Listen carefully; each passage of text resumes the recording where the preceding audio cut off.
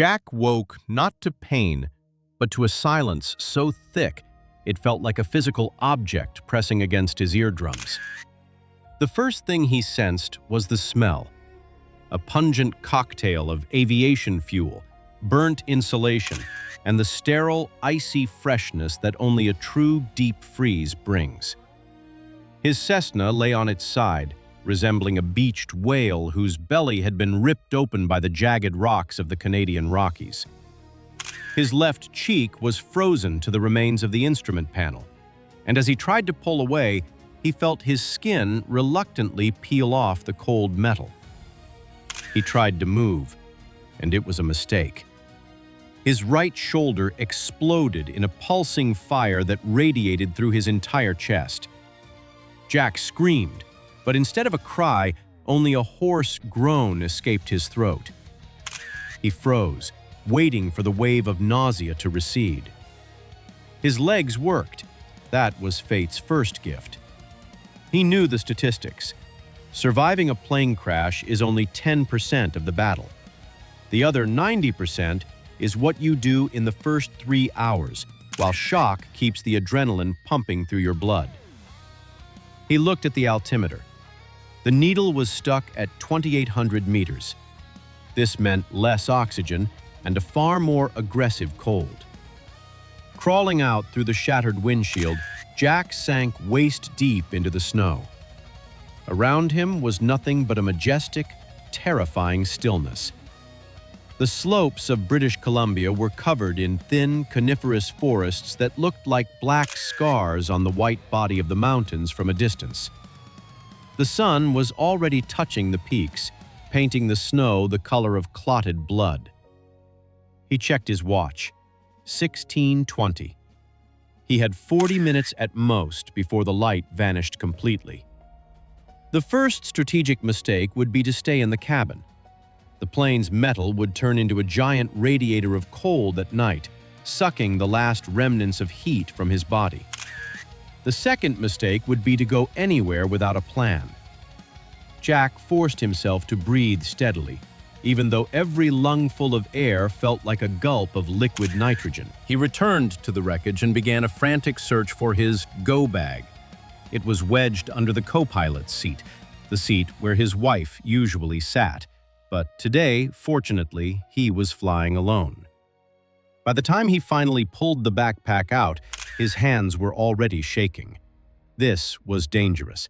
Shivering is the first stage of hypothermia, a signal that the brain is losing control over thermoregulation. Inside the bag were a knife, a fire starter, a thermal blanket, some dried fruit, and a bottle of water. But the true treasure was a small hatchet with a rubberized grip. He also found a flare, which unfortunately had been damaged by the impact. Jack headed toward the trees. Every step in the deep snow required incredible effort. He could feel his heart hammering in the base of his throat. He chose 3 dense fir trees growing close together. This was his foundation. For the next hour, he worked as if his entire life depended on it. He chopped the lower branches, building a thick bed to insulate himself from the frozen ground. Every branch, every needle mattered. Then he built a frame from broken trunks and covered it tightly with boughs, needles facing down. As the last ray of light vanished, the world turned blue. This was the blue hour, when shadows grow long and the human eye begins to see things that aren't there. Jack tried to start a fire. His fingers had turned into disobedient wooden sticks. Time after time, sparks showered onto the dry birch bark, but the evening breeze mercilessly extinguished them. Despair gripped him. He wanted to just lie down and stop fighting. But the image of his son waiting for him at home forced him to strike the steel one more time. "Come on," he rasped. "Come on, burn!" A tiny flame finally caught the edge of the bark. Jack cupped it with his palms, feeling the searing heat return sensitivity to his fingertips. The pain in his shoulder grew sharper, and he welcomed it. Pain meant life. He began adding wood, small twigs first, then thicker logs. The fire became his only ally in this white hell. The night became his personal purgatory. He sat in his shelter, wrapped in the crinkling silver foil of the space blanket. He had to tend the fire every 20 minutes. The moment he drifted into a fitful doze, the cold would immediately grab him by the throat. He remembered old arguments over a bland dinner, and they seemed like the height of absurdity now. Here in the mountains, the only currency was warmth. Sounds prowled around the camp. Trees cracked under the weight of the frost. Wolves howled in the distance. And once an hour, a small avalanche roared down from the ridge. At 3 a.m., the frost crossed the line of human endurance. The temperature plummeted to minus 30 degrees Celsius. Jack felt the cold creeping toward his heart. He began to count. 1, 2, 3, up to 10,000. He recalled every detail of his room, every step to the store. It kept his brain functioning. The dawn of the second day was bleak. Jack realized the plane was barely visible under the trees. He needed to reach the plateau above.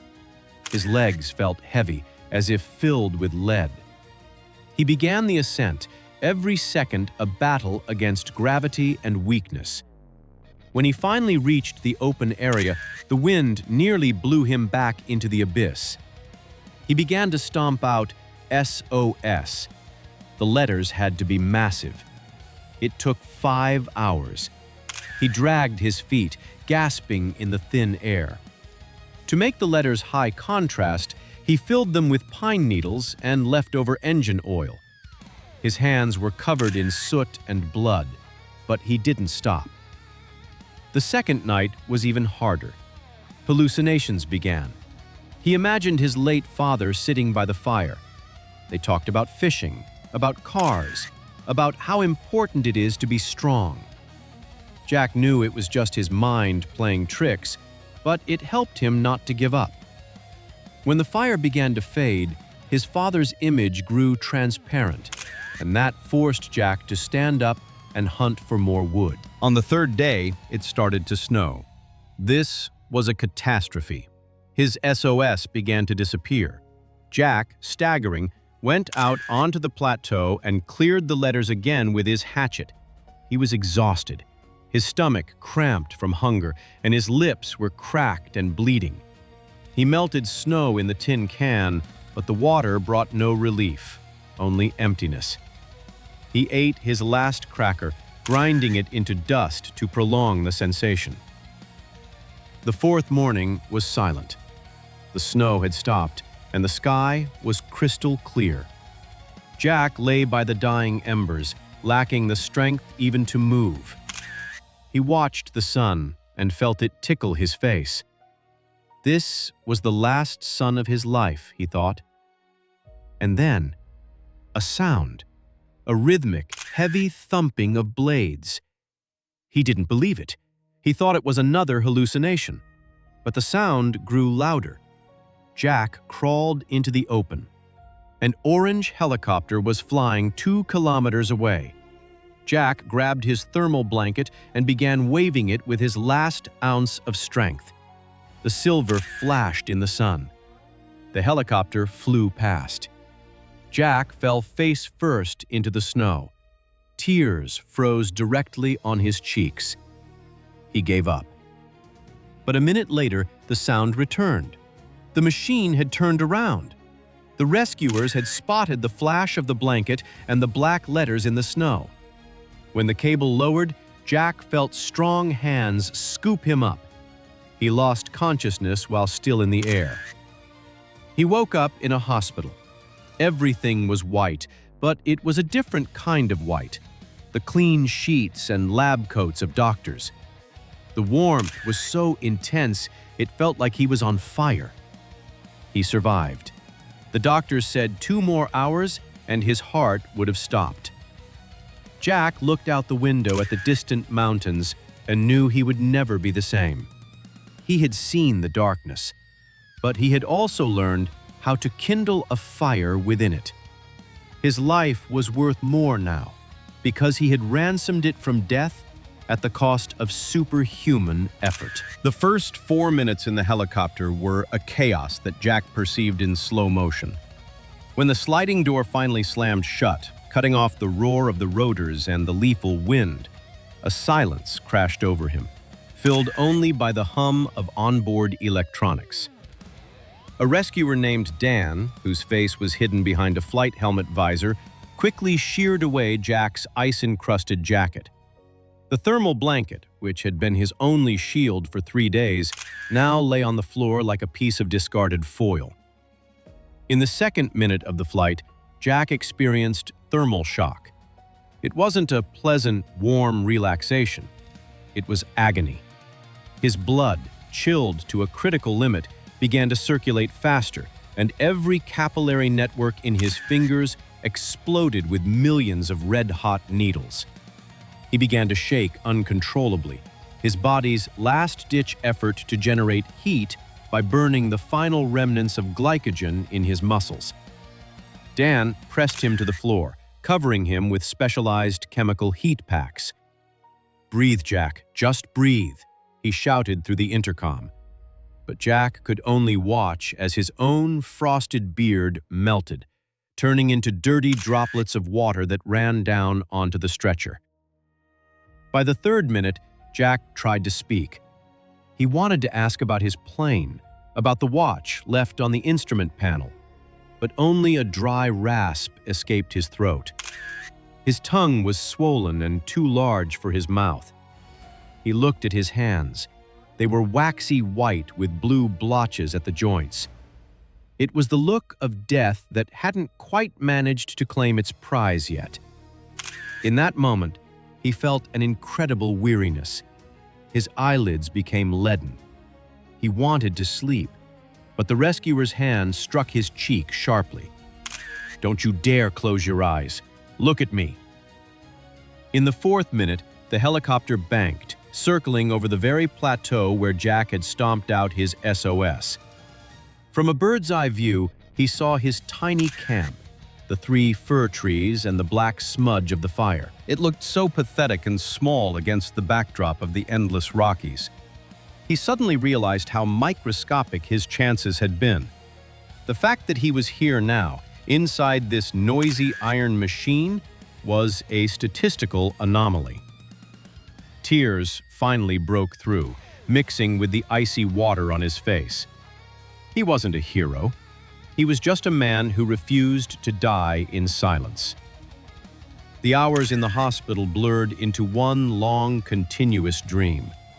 Doctors fought for every one of his fingers. The intensive care unit smelled of iodine and oxygen.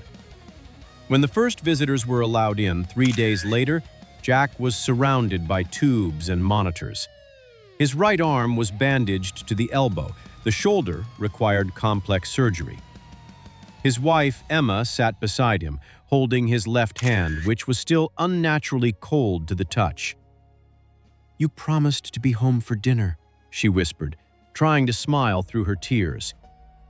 "I just got held up, looking for wood," he replied, barely audible. A month passed. Jack returned home, but the mountains did not let him go. Every night he woke up feeling as though the fire in his shelter was going out. He would bolt upright, searching for his hatchet, only to find a soft duvet and his sleeping wife. The cold became his constant companion. Even on the warmest days, he wore a sweater. His body now had a new 0 point. He had permanently lost the ability to feel true warmth the way others did. 6 months later, Jack arrived at the airfield. His fellow pilots looked at him with a mix of respect and horror. His face was etched with thin white scars, souvenirs of frostbite. He walked up to a new Cessna, identical to the one left rusting in the mountains. His hand trembled as he touched the cold metal of the wing. He sat in the cockpit. The smell of fuel and leather instantly transported him back to that slope. His heart hammered so hard it felt like it would crack his ribs. He closed his eyes and saw his father by the fire again. "You did it, son. You got out," echoed in his head. Jack exhaled, turned the ignition key, and heard the engine roar to life. He knew he would never fly the same way again. Now, his cabin always held 2 survival rucksacks, 3 fire starters, and a satellite phone. But the most important thing was something else. As he rose into the sky, he looked at the snowy peaks of the Rockies not as a conqueror, but as a guest who had been allowed to leave. He realized that victory over nature is an illusion. The only true victory is the one over your own desire to give up when the world around you turns blue, cold, and mute. As he reached altitude, he opened the small side window and, for a moment, held his hand out into the stream of icy air. He smiled. He wasn't afraid of the cold anymore, for he knew that inside him, a small piece of birch bark was always burning, a flame that no wind in the world could ever extinguish.